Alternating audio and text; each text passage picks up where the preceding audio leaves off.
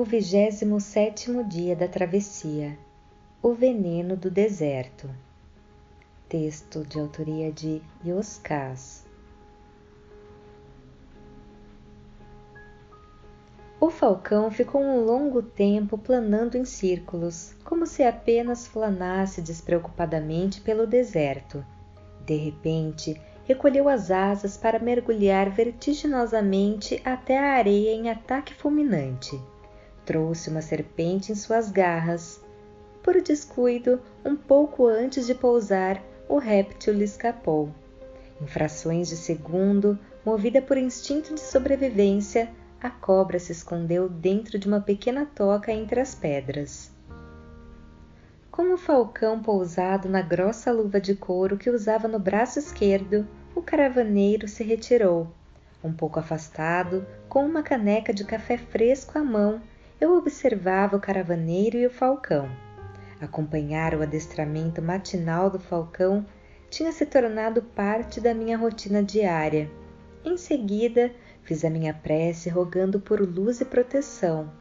O acampamento estava sendo desmontado e logo seguiríamos para mais um dia de travessia. Guardei as minhas coisas, ajeitei o alforje sobre o camelo. E para minha surpresa, quem tornou a alinhar ao meu lado para a marcha foi a Ingrid, a bonita astrônoma. Animado, puxei conversa. Tive o cuidado de, naquele dia, não polemizar com ela para não acabarmos em discussão como ocorrera outras vezes. Ela era apaixonada por mecânica quântica e quanto à sua aplicabilidade tanto na astronomia como na construção da realidade. Dizia que o nosso cotidiano tem mais em comum com as estrelas do que a nossa tosca filosofia era capaz de imaginar. Agradável e inteligente em seus modos e argumentos, embora eu discordasse de vários deles, ela fez com que a manhã tornasse mais rápida do que eu desejava.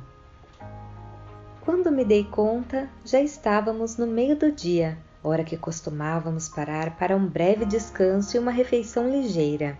Desmontamos os camelos, estendemos um pequeno tapete para sentar e me ofereci para buscar algumas tâmaras com os encarregados da caravana. Ela aceitou com um sorriso. Eu tinha dado poucos passos quando ouvi um grito. Eu sabia que era a voz da Ingrid. Virei-me rapidamente e, ao mesmo tempo que vi a sua expressão de dor, observei uma serpente fugir com impressionante agilidade pelas areias após morder a astrônoma. Desorientado e aflito, gritei por socorro. Logo várias pessoas se aproximaram. Nervosos, todos falavam ao mesmo tempo. Sem demora, um dos encarregados pela segurança matou a cobra e confirmou o que todos temiam. Era venenosa. Desejei do fundo do coração que tivesse soro antiofídico na caravana. Pensei que a organização teria o zelo de trazer alguns remédios para situações previsíveis como essa. Claro que teria. Não tinha.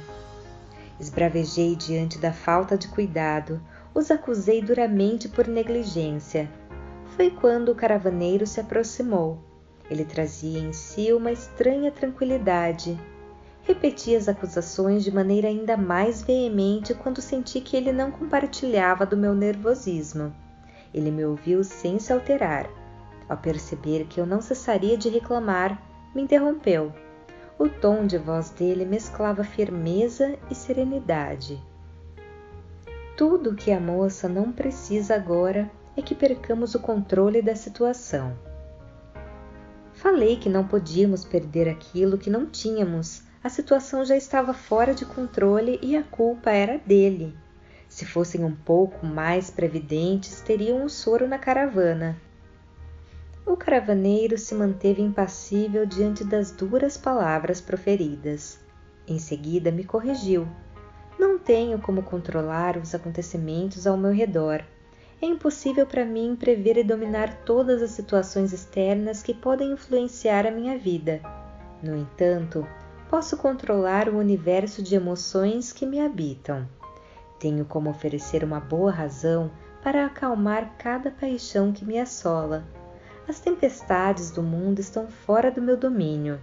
As da alma apenas acontecem com a minha permissão. Antes que eu retrucasse, Ingrid me tocou no braço. Em seguida, disse que não era hora do medo, mas da esperança. Ofereceu-me um sorriso para alegrar meu coração. Abaixei os olhos. Ele tinha razão. Ela também. Tudo o que não precisávamos naquele momento era do meu destempero. Eu precisava me orientar pelas virtudes ao invés de seguir o impulso das minhas emoções. Em silêncio, lamentei comigo mesmo de não ter tido um comportamento melhor. Eu estudava com o intuito de aplicar conhecimento adquirido em momentos cruciais como aquele. Porém, mais uma vez, deixava escapar a oportunidade. Calei-me.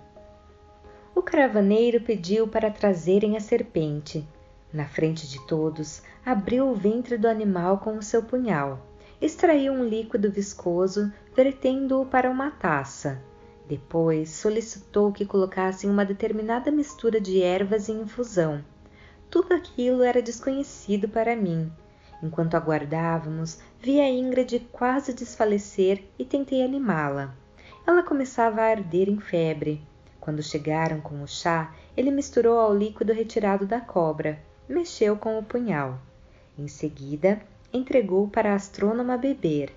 Ela não hesitou. Fez uma careta revelando o gosto amargo do elixir. O caravaneiro orientou os encarregados que fizessem uma maca para ser transportada entre 2 camelos emparelhados. Não queria que Ingrid fizesse nenhum esforço. Mandou que a envolvessem com vários cobertores. Era importante não só pela febre, mas que ela transpirasse bastante, na esperança que o organismo dela, estimulado pelo elixir, expelisse o veneno pelos poros. Esperei que ele saísse e fui ao seu encalço. Eu queria saber se ela ficaria bem. O caravaneiro foi sincero. Não sei. Insisti em saber quais as chances dela sobreviver. Mais uma vez a honestidade imperou. Pequenas, muito pequenas. Aquele tipo de serpente possuía um veneno muito agressivo. Eu não estava pronto para ouvir aquilo. As palavras têm o poder de enfeitiçar, tanto para o bem quanto para o mal. De imediato as emoções se avantajaram e por pouco não tornaram a me aprisionar mentalmente. Tive que fazer um esforço enorme para impedir que elas me dominassem mais uma vez. Embora soubesse que naquele momento seria inútil insistir, não consegui deixar de ponderar que seria prudente que a caravana trouxesse nas próximas viagens algumas doses de soro antiofídico devido à grande quantidade de cobras que existem no deserto. Eu queria deixar registrado a minha insatisfação com o que considerava uma falha grave de planejamento. O caravaneiro, talvez por sentir o meu sofrimento, me olhou com profunda compaixão. Havia misericórdia em seus olhos. Ele explicou. Não foi por esquecimento. A razão é outra e bem simples. O soro precisa estar refrigerado para não estragar. Seria difícil transportar uma geladeira na caravana. Impossível mantê-la ligada. Este é o motivo. Ele tinha razão. Calei-me. O caravaneiro aconselhou. Mesmo que tivesse ocorrido um erro, não é hora de desperdiçarmos energia, tempo e tranquilidade com o que não foi feito. O momento é de concentrar esforços naquilo que podemos fazer, nas soluções possíveis. Ele concluiu. Fizemos tudo o que sabíamos, agora temos que formar uma corrente de pensamentos bons em torno da moça, oferecer o nosso coração para que, unidos, sirvam de alicerces para a ponte pela qual os bons espíritos do deserto irão transitar. Quanto maior o amor, mais carga a ponte consegue suportar. E me deixou um aviso. Uma boa ponte tem o tráfego interrompido quando um dos seus pilares se mostra frágil. É como cortar o fio condutor para interromper a passagem da eletricidade.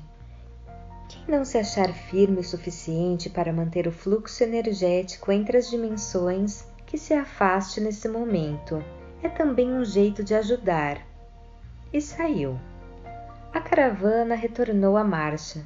Preocupado, alinhei o meu camelo logo atrás dos camelos que transportavam a Ingrid na maca. As palavras do caravaneiro não me saíam da cabeça. Eu tinha alguma dificuldade de alcançar a extensão delas.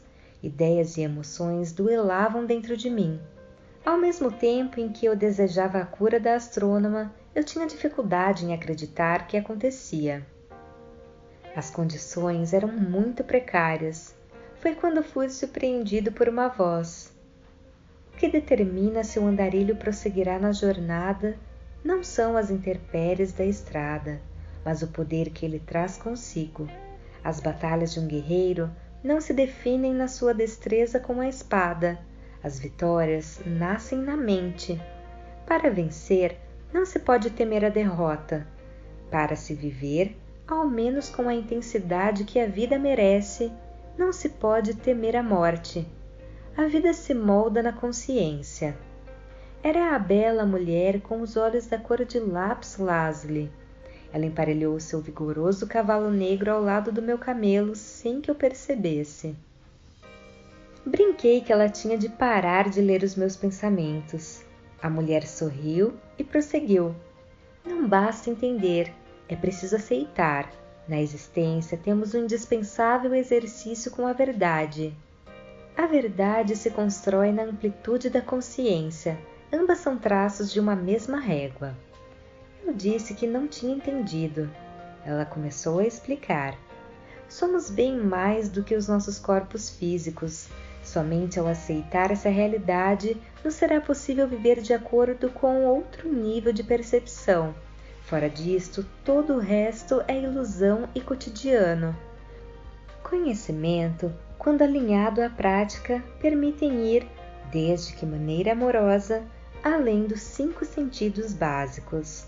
É quando deixamos a infância das sensações para conhecer as infinitas possibilidades de outra realidade, bem menos física, bem mais poderosa.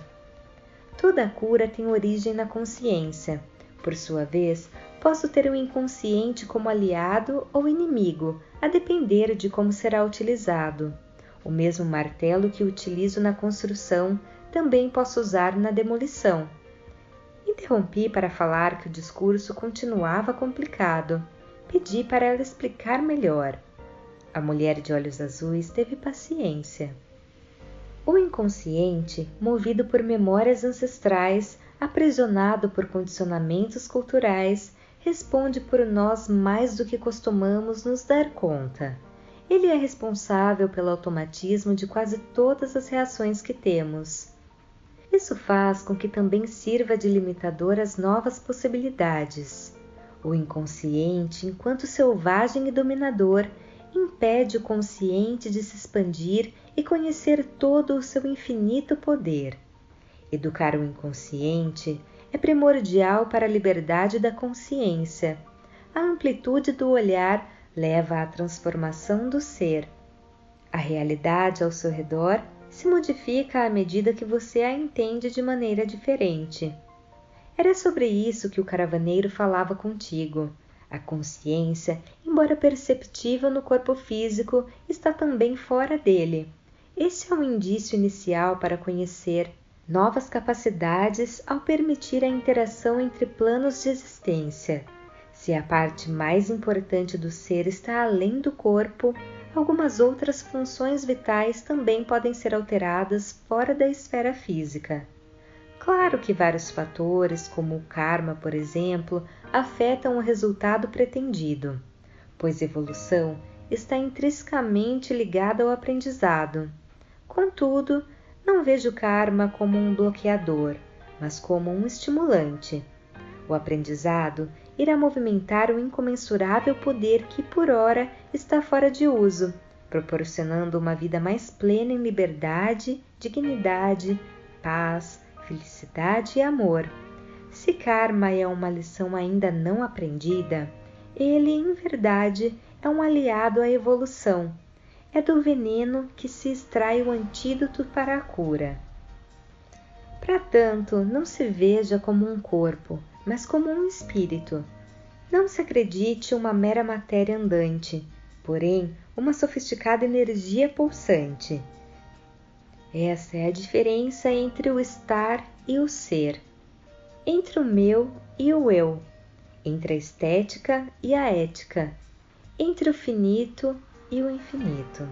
Você é um espírito que neste momento precisa de um corpo físico para suas devidas lições evolutivas, principalmente as de ordem emocionais, para entender melhor sobre a força mais poderosa do universo, o amor.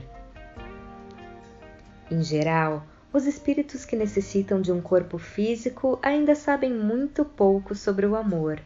Embora acreditem conhecer tudo sobre o assunto, quase todos são desequilibrados amorosamente. Todos os karmas, direta ou indiretamente, falam sobre o amor. Com forte influência dos sentimentos, somos cada um dos nossos pensamentos.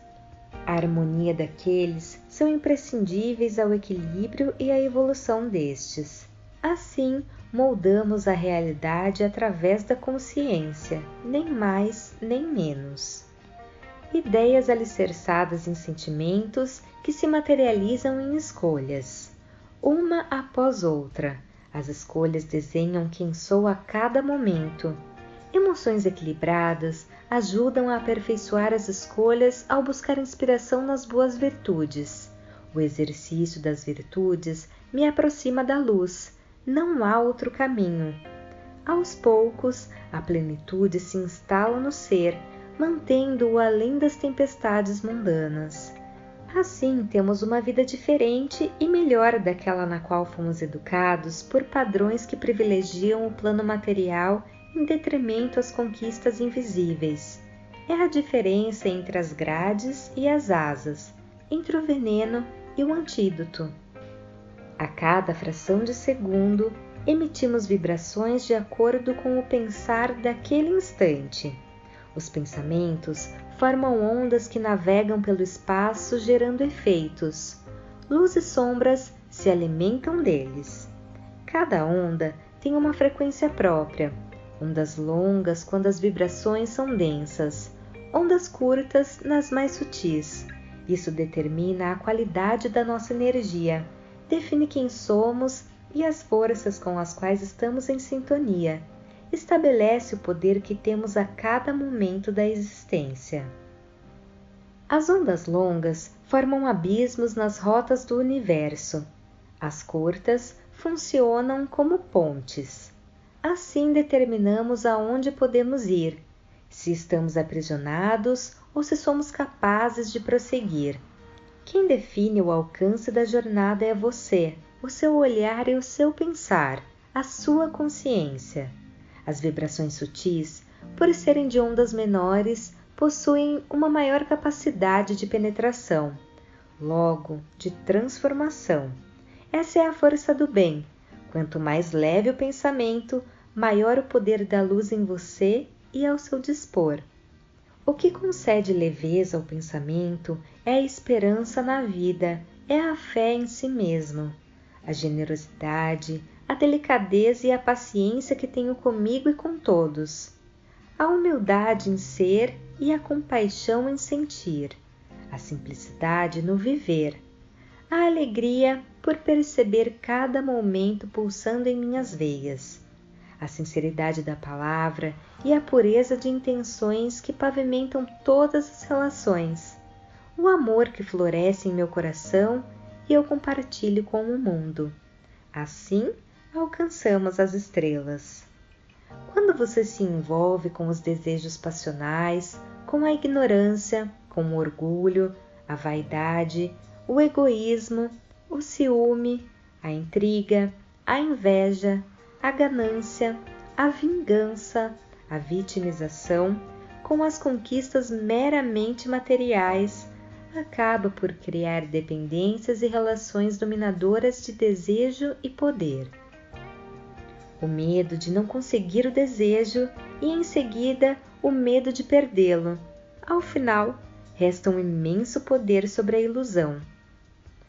Tudo que você tiver medo de perder não vale a pena conquistar.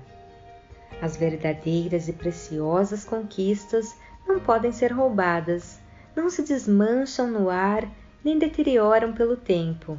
Esse entendimento amplia a capacidade do seu consciente em agir além da realidade física por oferecer as pontes para atravessar os abismos dos poderes mundanos, que em verdade não passam de realidade aparente. A realidade consciencial se vive concomitante ao mundo, mas está além do mundo. O mel da vida acontece na essência do ser quando no exercício das virtudes. Esse é o poder da vida, a luz. O mais curioso é que quando você se autobloqueia porque, em razão de condicionamentos obsoletos, tem foco exclusivamente na aparência, em uma convivência de superfície apenas perceptível aos 5 sentidos básicos, abre mão de usar o poder consciencial para a alteração da realidade, perde os ganhos verdadeiros e profundos. Cercado de abismos e nenhuma ponte, resta impossibilitado de seguir a viagem pela negação das possibilidades a que se impôs. A mulher com os olhos da cor de lápis lazuli foi mais longe. Trazendo essa retórica para a situação da Ingrid, o caravaneiro tentou explicar que é justamente o medo e a desesperança que impedem você de ajudar a astrônoma. Contestei de imediato. Era um absurdo pensar que a Ingrid morreria por minha causa. A mulher de olhos azuis sacudiu a cabeça. Não foi isso que eu falei. Apenas disse que na atual esfera de vibração em que você se encontra, em nada irá auxiliar na melhora do estado de saúde dela. O caravaneiro tentou explicar, entre outras coisas, que o seu medo e a ignorância quanto ao próprio poder podem romper o elo da corrente. A corrente de luz que tentamos envolver em torno da Ingrid, na expectativa de potencializar a sua cura. Tornei a discordar. Argumentei que o medo era natural. A Ingrid corria sério risco e eu temia por sua vida. A mulher foi didática. Sim, o medo é natural, mas o que fazer com ele, o medo, é uma escolha. Você pode permitir que ele domine os seus pensamentos, bloqueando os movimentos da esperança e da fé ao se depararem com abismos astrais que você mesmo criou. De outro lado, tem a possibilidade de mostrar para o medo que a vida é um ato de coragem, por indispensável aos desafios inerentes à existência e ao aprendizado. Isso, por sua vez, inicia o processo de mudança. A coragem incorpora a esperança por acreditar nas infinitas oportunidades da vida. Ela sabe que sempre, de um jeito ou outro, haverá uma nova chance. Nem mesmo a morte esgota as possibilidades, apenas as transforma. Não perca a oportunidade de agigantar a fé surgida a cada dificuldade. A fé, embora muito falada, é a virtude mais desconhecida entre nós, também uma das mais poderosas. A fé, ao contrário do que muitos imaginam, não se trata de uma crença ou de somente acreditar em Deus, na luz do universo. Este é apenas o degrau raso da fé.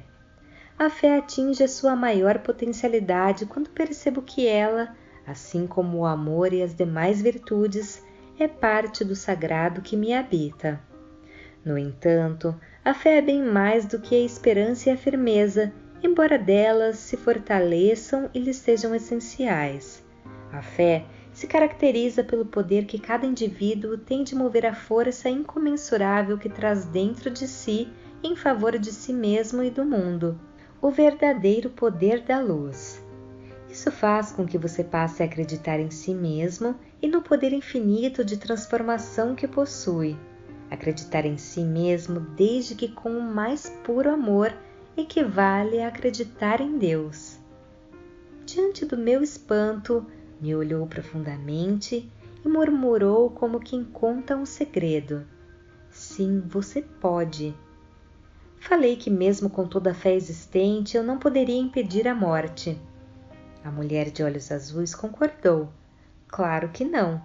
E é bom que não possamos, pois seria um ato de profundo egoísmo. Discordei. Ela explicou. A morte é um ato de amor, um bonito e sábio gesto de amor da vida em relação à vida, desde é claro que se entenda todo o amor que há na vida. Ela, a morte, encerra um ciclo de aprendizado para proporcionar o início de outro em diferentes condições de existência. A morte não toma nada de ninguém, salvo dos que insistem em seus sentimentos de egoísmo e dominação. Assim, além de um gesto de amor, se torna também um ato de sabedoria e justiça. A morte apenas altera a programação da vida, oferece uma nova chance de evolução com diferentes ferramentas. Tornou a falar como quem conta um segredo. A morte também faz parte do processo de cura e de encantamento pela vida. A morte é uma bênção, sempre será, ainda que tenhamos dificuldade para compreender. Quando entendo que a minha morte não é inimiga da minha vida, mas uma aliada, torno-me um guerreiro sem medo, invencível pelo poder que assumo. Ponderei que se aquelas palavras fossem verdadeiras, de nada serviria mentalizar ou rezar pela cura de Ingrid. A morte é inexorável e tem a sabedoria de estabelecer a hora da partida. A mulher concordou em parte. Na grande maioria das vezes é impossível. Entretanto, em algumas poucas ocasiões, é permitido um adiamento como exercício à espiritualidade das pessoas envolvidas. A morte é um dos nossos melhores mestres, desde que se ame e entenda a vida. Caso contrário, continuará sendo um problema e, pior, um instrumento de ameaça disponível para aqueles que se deixam manobrar pelas sombras. Eu tinha uma série de perguntas a fazer a ela quando veio a ordem para pararmos. Estávamos no final da tarde. Iríamos acampar ali naquela noite. A mulher com os olhos da cor de lápis lazuli tocou com o calcanhar no dorso do vigoroso cavalo negro, movimentou as suas rédeas e logo sumiu do meu alcance. Aquela conversa tinha oferecido uma nova ótica, mas que necessitava, como tudo mais na vida, do devido amadurecimento. Outras questões ainda restaram sem explicação para mim. Como tudo mais na vida, um passo de cada vez. A Ingrid foi acomodada em uma tenda com todo o cuidado. Fui autorizado a ficar ao lado dela, que de olhos cerrados parecia em sono profundo. Em vigília, sem nenhuma fome, recusei o jantar. Mais tarde, quando o burburinho do acampamento silenciou, vieram à tenda o caravaneiro, a mulher de olhos azuis, o bom homem do chá e a sábia anciã com quem eu tinha enfrentado uma tempestade de areia há dias. Sentados, formaram um círculo em torno da astrônoma deitada sobre tapetes e almofadas. Perguntaram se eu me sentia apto a participar. Eu sabia que não podia ser o elo fraco da corrente, portanto tinha que estar disposto a me entregar por inteiro àquele momento. Tinha que oferecer todo o meu amor. Anuí com um movimento de cabeça. O caravaneiro entoou uma sentida oração em forma de canção. Os demais o acompanharam. Como era desconhecida para mim, apenas me deixei envolver pela agradável vibração que a música ancorou naquele instante da tenda. Todos estenderam as suas mãos acima do corpo da astrônoma. Acompanhei o movimento. Tive a estranha sensação que das minhas mãos pulsavam ondas que eu nunca sentira.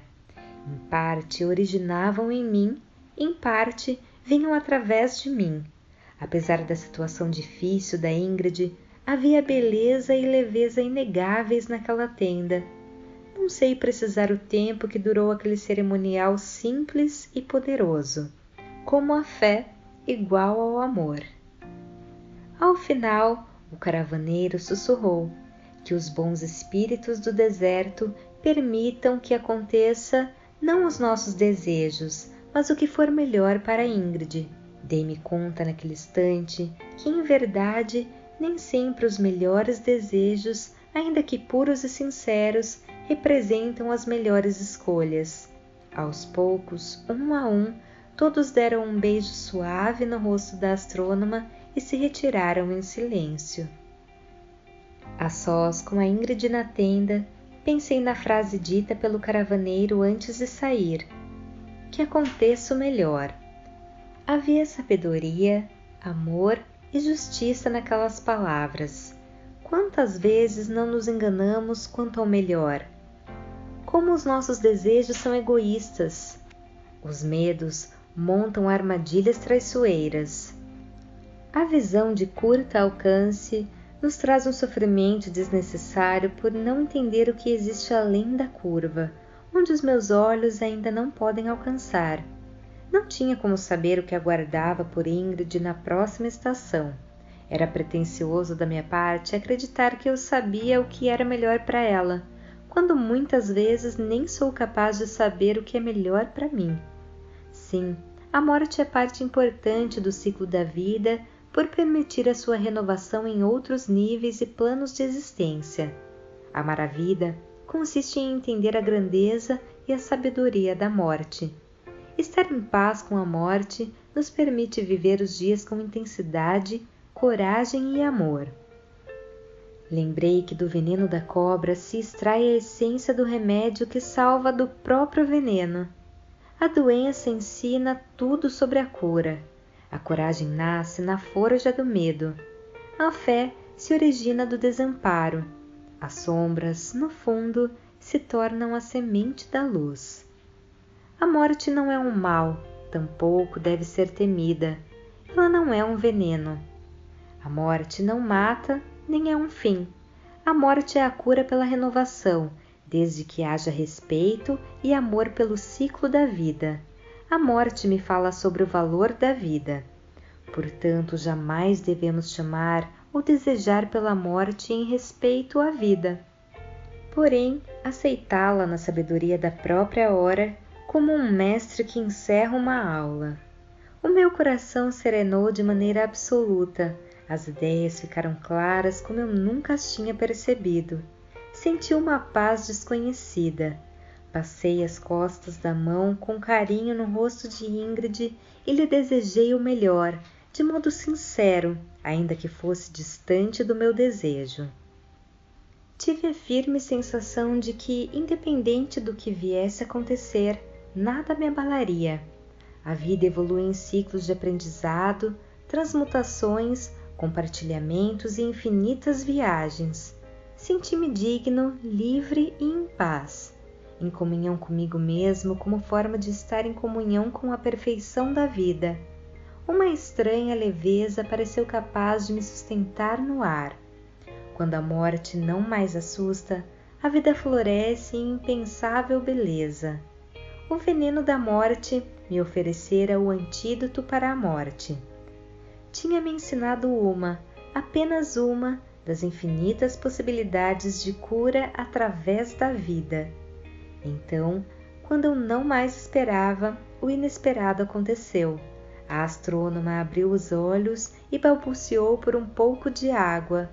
Quando voltei com o cantil, Ingrid sorriu para mim.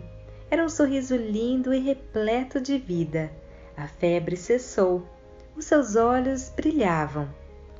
Naquele instante, não tive nenhuma dúvida de que a viagem dela ainda prosseguiria pelas areias do deserto, naquela caravana ao meu lado.